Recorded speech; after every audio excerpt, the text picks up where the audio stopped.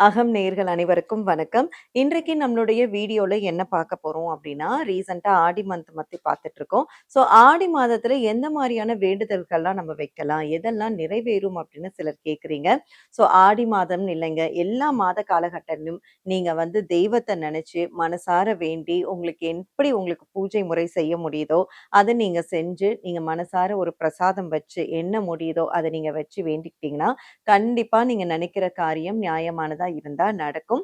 So முக்கியமா இந்த ஆடி மாத காலங்கள்ல பார்த்தீங்கன்னா, நான் ஏற்கனவே சொன்ன மாரி அறுவடை. ஸோ விவசாயிகள் வந்து பார்த்தீங்கன்னா, இந்த ஆடி பெருக்கு அன்னைக்கு வந்து பார்த்தீங்கன்னா, நல்ல பல மடங்கு நமக்கு வந்து விவசாயம் வரணும் அப்படின்னு சொல்லி வேண்டிப்பாங்க.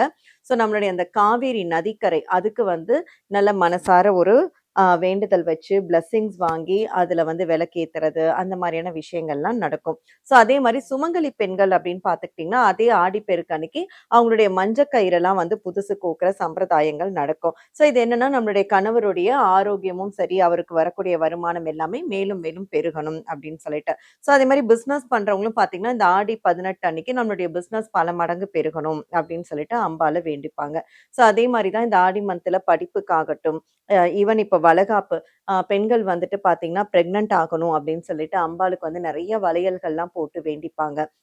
ஸோ அந்த மாதிரியான வழிபாடுகள்லாம் இந்த ஆடி மாசத்துல தான் நடக்கும். ஸோ இப்படி வந்து வளகாப்பு ஃபங்ஷனோ இல்லன்னா வந்துட்டு வளகாப்பு ஃபங்ஷன்ல இந்த மாதிரி வந்துட்டு குழந்தை பாக்கியம் வேண்டி, நல்லா படிக்கணும் அப்படின்னு சொல்லிட்டு, நம்ம பண்ற தொழில் வந்து அடுத்தடுத்து பெருகி பெருகி வளரணும் அப்படின்னு சொல்லிட்டு, இந்த மாரியான விஷயங்கள் எல்லாத்துக்குமே வந்து ஆடி மாதம் வந்து பெஸ்ட்டு. ஸோ ஆடி மாதத்துல நமக்கு என்ன வேணுமோ, வீடு கட்டணும், இல்ல நான் ஒரு வண்டி வாங்கணும், இல்ல ஒரு புதுசா தொழில் ஆரம்பிக்கணும், இல்ல நான் பண்ணிட்டு இருக்கிற தொழில்ல எனக்கு அடுத்த லெவல் நான் போகணும். இப்படி என்ன நீங்க வேண்டிக்கிறீங்களோ, அது கண்டிப்பாக நடக்கும். ஸோ அதே மாரி சிலர் வந்து பார்த்தீங்கன்னா, மேனிஃபெஸ்டேஷன்ல ஒரு இன்டர்வியூக்கு போறோம். அப்போ நம்ம என்ன மாதிரியான வேர்ட் யூஸ் பண்ணிட்டு போலாம் அப்படின்னு சொல்லி கேட்டிருக்கீங்க. எலேட் விக்டரி.